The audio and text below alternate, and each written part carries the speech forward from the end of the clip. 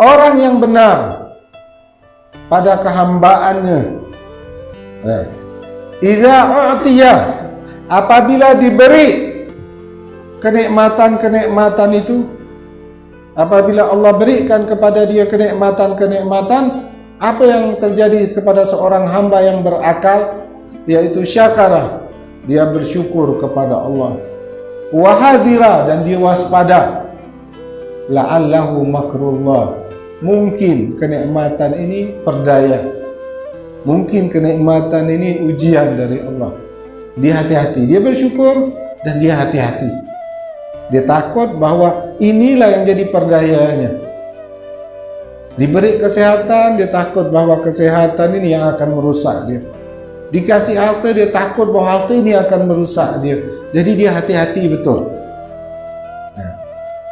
Jadi orang yang berakal, yang benar-benar hamba Allah, apabila Allah beri nikmat, diberi kekayaan, diberi kedudukan, pujian dan lain-lainnya, dia bersyukur kepada Allah Subhanahu wa taala.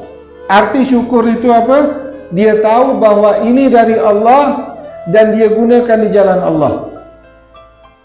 Dia bersyukur pada Allah, dia tahu bahwa ini dari Allah dan dia gunakan di jalan Allah. Wahadzira, dan dia waspada.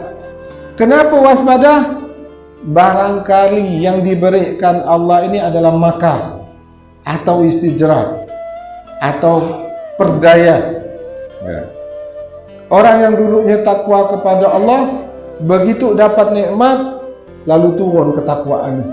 Perdaya atau enggak? Lalai kepada Allah. Dulu takwa kepada Allah, itu Allah mudahkan rezekinya, hilang ketakwaannya. Lalai kepada Allah, zikir hilang, sholat hilang, semua hilang. Berarti hartanya ini adalah perdaya dari Allah.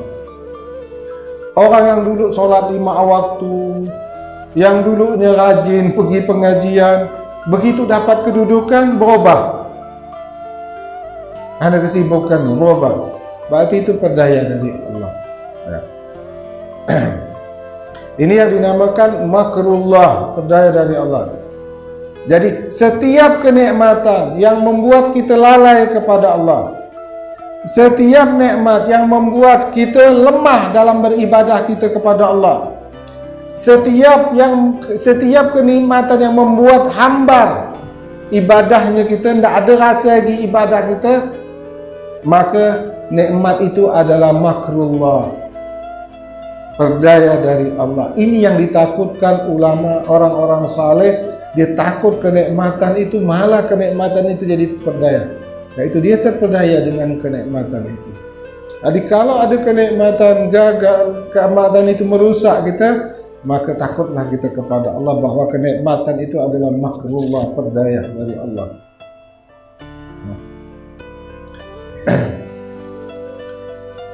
Kama qala Umar ibnu Khattab hina ra'a ghana'imal furus. Pada zaman kekhalifaan Sayyidina Umar bin Khattab, Sayyidina Umar berhasil merebut Persia. Persia direbut oleh Sayyidina Umar. Dari satu negara yang sangat kaya raya, yang jatuh ke tangan kaum muslimin.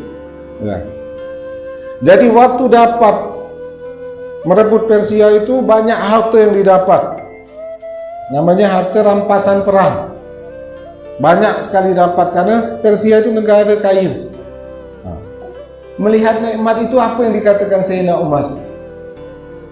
Ini lihat orang yang berakal, seorang hamba yang berakal. Apa kata Sayyidina Umar?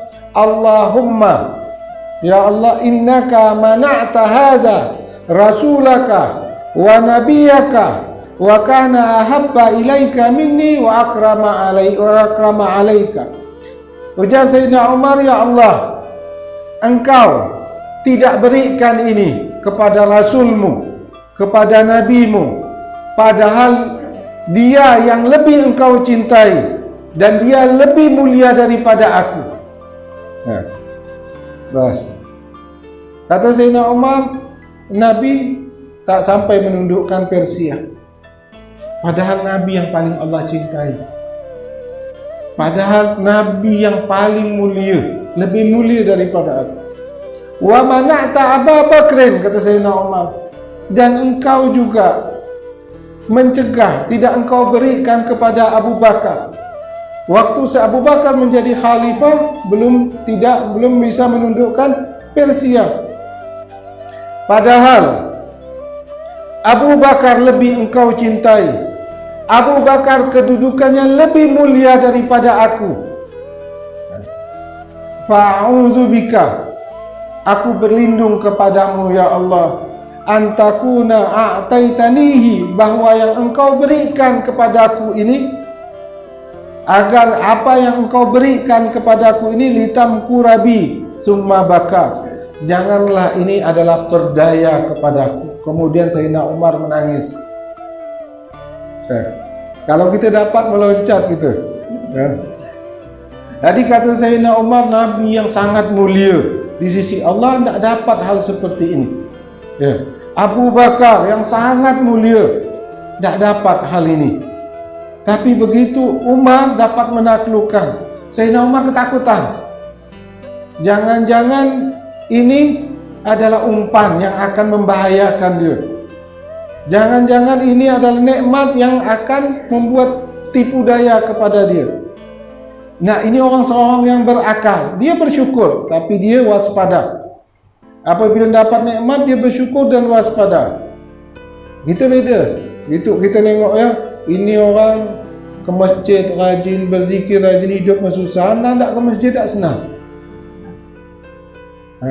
Seharusnya dia tengok ada orang ke masjid rajin, hidup susah, nikmat tak dapat semuanya. Anak ni yang tak ke masjid dapat nikmat, nyaman hidup, seharusnya dia takut bahawa ini tipu daya untuk dia.